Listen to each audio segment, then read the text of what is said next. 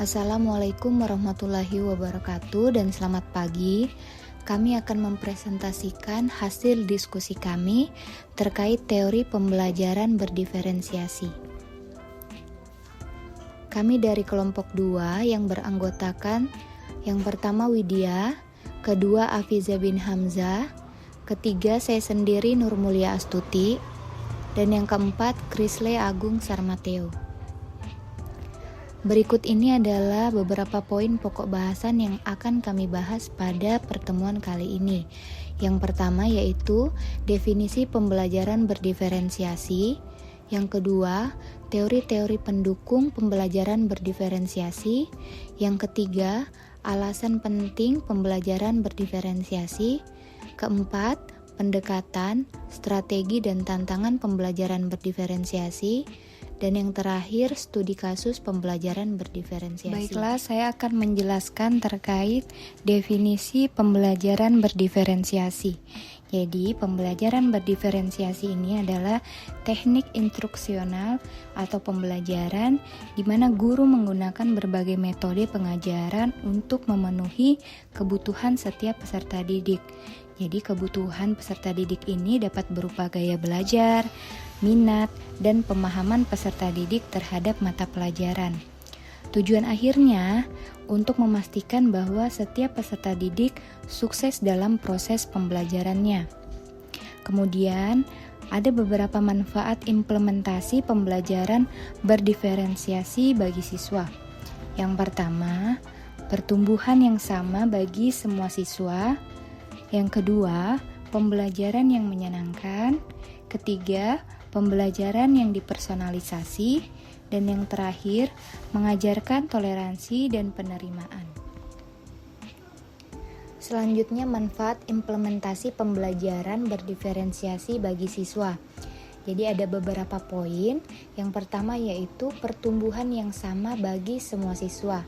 Jadi pembelajaran berdiferensiasi ini dilakukan untuk mendukung setiap siswa dalam perjalanan belajar mereka. Seseorang guru harus dapat meningkatkan minat siswa dalam proses belajar dan mengarahkan mereka untuk mewujudkan potensi belajar mereka secara optimal. Yang kedua, pembelajaran yang menyenangkan. Jadi, ketika guru mengadopsi serangkaian strategi pembelajaran yang selaras dengan tipe belajar siswa, maka siswa akan merasa betapa belajar itu terasa mudah dan menyenangkan. Yang ketiga, pembelajaran yang dipersonalisasi.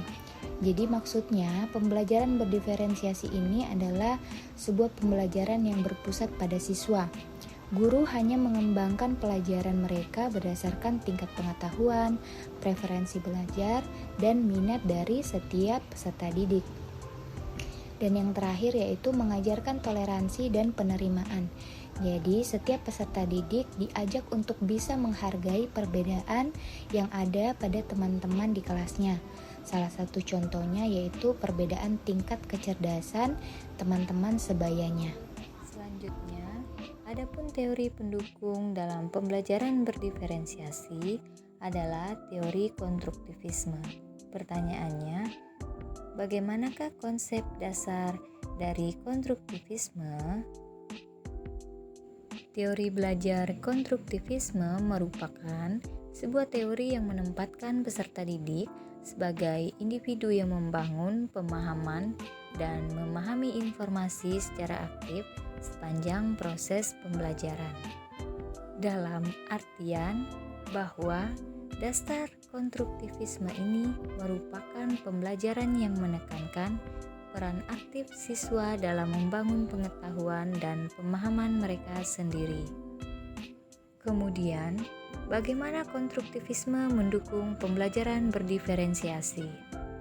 Dan berdasarkan konsep dasar konstruktivisme, teori ini memiliki beberapa prinsip yang mendukung pembelajaran berdiferensiasi, yaitu pendekatan pembelajaran yang memadukan berbagai metode, bahan, dan pendekatan untuk mengakomodasi perbedaan dalam gaya belajar, tingkat kemampuan, minat, dan kebutuhan peserta didik. Berdasarkan pembelajaran berdiferensiasi, teori konstruktivisme dibagi ke dalam yang pertama, teori Piaget.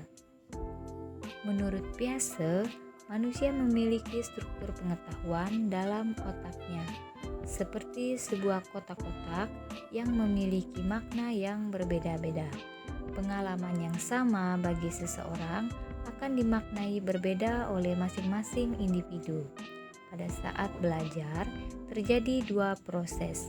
Yang pertama, proses organisasi informasi. Yang kedua, proses adaptasi. Yang kedua, teori belajar Vygotsky dan zona perkembangan proksimal atau ZPD. Teori belajar Vygotsky menekankan peran perkembangan sosial dalam pembelajaran, dan zona perkembangan proksimal adalah jarak antara kemampuan aktual dan potensi maksimal seorang siswa dengan bantuan orang dewasa atau teman sebayanya. Kemudian, implementasi CPD dalam pembelajaran berdiferensiasi. Yang pertama, memungkinkan penyesuaian tugas dan dukungan yang sesuai dengan kemampuan individual siswa. Dan kedua, mendorong kerjasama dan memberikan bantuan tambahan sesuai dengan kebutuhan siswa. Pembelajaran berdiferensiasi. Mengapa kita perlu memahami keragaman di kelas? Yang pertama, karena setiap siswa unik dengan latar belakang, gaya belajar, dan kemampuan yang berbeda. Yang kedua, memahami keragaman memungkinkan kita untuk menghargai setiap siswa sebagai individu.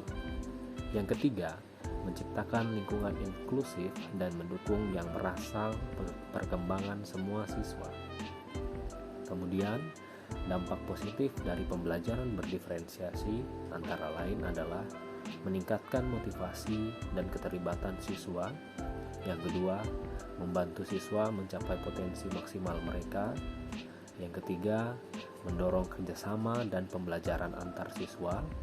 Yang keempat, memperkuat pemahaman konsep dengan pendekatan yang sesuai. Selanjutnya, contoh keragaman anak di kelas. Setiap siswa membawa ke dalam ruang kelasnya sejumlah ragam, termasuk ragam kemampuan akademik yang mencakup keterampilan berpikir analitis, kemampuan verbal dan menulis, serta keterampilan matematis. Selanjutnya, kita menyadari bahwa ada ragam gaya belajar yang mempengaruhi cara mereka paling efektif dalam memahami informasi, seperti pembelajaran visual, auditori, dan kinestetik. Selain itu, tidak dapat diabaikan bahwa latar belakang budaya setiap siswa juga membentuk pengalaman dan pemahaman mereka. Bahasa dan komunikasi, tradisi belajar keluarga, serta keterlibatan dalam praktik budaya. Semuanya berkontribusi pada keberagaman yang memperkaya dinamika di dalam kelas. Dengan memahami dan mengakui keberagaman ini, kita menciptakan lingkungan pembelajaran yang menghargai perbedaan dan mendukung pertumbuhan. Pendekatan pembelajaran berdiferensiasi membawa inovasi ke dalam ruang kelas melalui penggunaan pembelajaran berbasis proyek, di mana siswa dapat mengembangkan kreativitas dan keterampilan praktis dalam konteks tugas yang menarik. Selain itu, guru menggunakan kebijaksanaan dalam memberikan tugas yang berbeda sesuai dengan kemampuan siswa, memastikan bahwa setiap individu mendapatkan tantangan yang sesuai dengan tingkatnya. Sistem kelompok kerja berdasarkan minat juga menjadi bagian integral dari pendekatan ini, memungkinkan siswa untuk terlibat dalam pembelajaran kolaboratif yang mencerminkan minat dan gairah mereka. Dengan demikian, Pendekatan pembelajaran berdiferensiasi menciptakan lingkungan pembelajaran yang responsif dan merangsang perkembangan setiap Strategi siswa. pembelajaran berdiferensiasi. Ada 3 strategi yang dapat kita lakukan dalam pembelajaran berdiferensiasi. Yang pertama adalah menyediakan materi yang beragam. Menyediakan materi yang beragam untuk pembelajaran berdiferensiasi penting karena kita perlu memperhatikan dan menyesuaikan latar belakang, gaya belajar, minat, keterampilan, dan kebutuhan siswa. Dalam strategi pembelajaran berdiferensiasi, penting bagi guru untuk menjadi fleksibel dan responsif terhadap kebutuhan siswa. Dengan menyediakan materi yang beragam, kita dapat membantu setiap siswa mencapai potensinya yang terbaik dan menciptakan lingkungan pembelajaran yang inklusif. Yang kedua adalah pentingnya teknologi dalam pembelajaran. Teknologi memainkan peran penting dalam mendukung pembelajaran berdiferensiasi. Penggunaan teknologi dapat membantu guru menciptakan pengalaman belajar yang lebih fleksibel, dapat disesuaikan, dan inklusif bagi siswa. Misal dalam mengakses ke sumber daya yang beragam, melakukan pembelajaran mandiri, dan pembelajaran jarak jauh. Namun, penting untuk diingat bahwa teknologi hanya alat.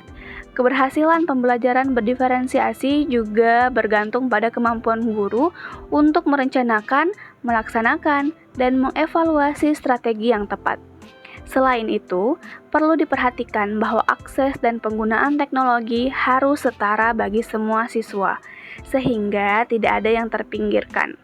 Teknologi dapat menjadi alat yang sangat bermanfaat dalam mendukung pembelajaran berdiferensiasi, tetapi perlu digunakan secara bijak dan relevan dengan kebutuhan siswa.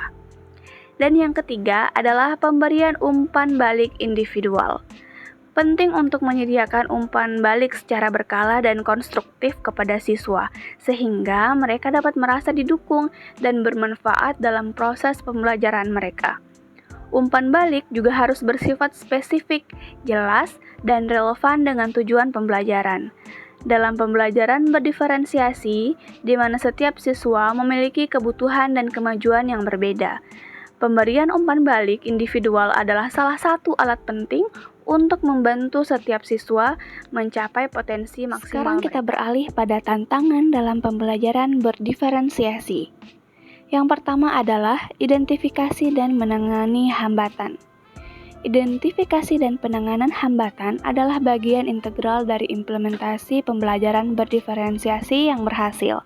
Dengan mengidentifikasi dan mengatasi hambatan yang ada, guru dapat menciptakan lingkungan pembelajaran yang lebih inklusif dan efektif untuk semua siswa. Yang kedua adalah memotivasi semua siswa. Memotivasi semua siswa adalah upaya untuk menjaga dan meningkatkan minat, keterlibatan, dan motivasi belajar bagi setiap siswa di dalam kelas yang menerapkan pendekatan pembelajaran berdiferensiasi. Tantangan ini timbul karena siswa dalam kelas berdiferensiasi memiliki beragam kebutuhan, minat, dan tingkat kemampuan yang berbeda. Memotivasi semua siswa menjadi tantangan karena perlu diperhatikan dan diakomodasi perbedaan-perbedaan tersebut. Dan yang ketiga adalah menyediakan sumber daya yang cukup. Dalam konteks pembelajaran berdiferensiasi, merujuk pada upaya untuk memastikan bahwa ada cukup bahan, perangkat, dan sumber daya yang tersedia untuk mendukung berbagai kebutuhan dan tingkat kemampuan siswa dalam kelas yang menerapkan pendekatan pembelajaran yang memperhatikan perbedaan. Tantangan ini timbul karena siswa memiliki beragam gaya belajar, minat, dan tingkat keterampilan yang berbeda, sehingga perlu disediakan sumber daya yang sesuai untuk setiap individu. Untuk mengatasi tantangan tersebut, yang pertama, mendukung kerjasama antar siswa. Yang kedua, membangun hubungan positif dengan siswa. Dan yang ketiga, terus belajar dan berkembang sebagai guru. Dalam pembelajaran berdiferensiasi, di mana setiap siswa memiliki kebutuhan yang berbeda, mendukung kerjasama antar siswa dan membangun hubungan positif dengan siswa menjadi lebih penting. Ini memfasilitasi lingkungan yang inklusif dan mendukung di mana setiap siswa merasa diterima, dihargai, dan memiliki kesempatan yang sama untuk belajar. Sementara itu, Terus belajar dan berkembang sebagai guru adalah kunci untuk menjalankan pendekatan pembelajaran berdiferensiasi yang efektif dan efisien, sehingga siswa dapat mencapai berdasarkan pemaparan yang telah dilakukan, dapat kita simpulkan bahwa pembelajaran berdiferensiasi merupakan pembelajaran yang dikembangkan untuk merespon kebutuhan siswa dalam belajar yang bisa berbeda-beda, meliputi kesiapan belajar, minat, potensi, atau gaya belajarnya. Adapun teori-teori pendukung pembelajaran berdiferensiasi yaitu teori konstruktivisme, teori Piaget, dan teori Vygotsky. Contoh keragaman anak di kelas antara lain ragam kemampuan akademik, ragam gaya belajar, dan ragam latar belakang Berlin budaya. Banyak melati putih buat seremoni. Semua audiens yang kami hormati, terima kasih menyimak presentasi ini.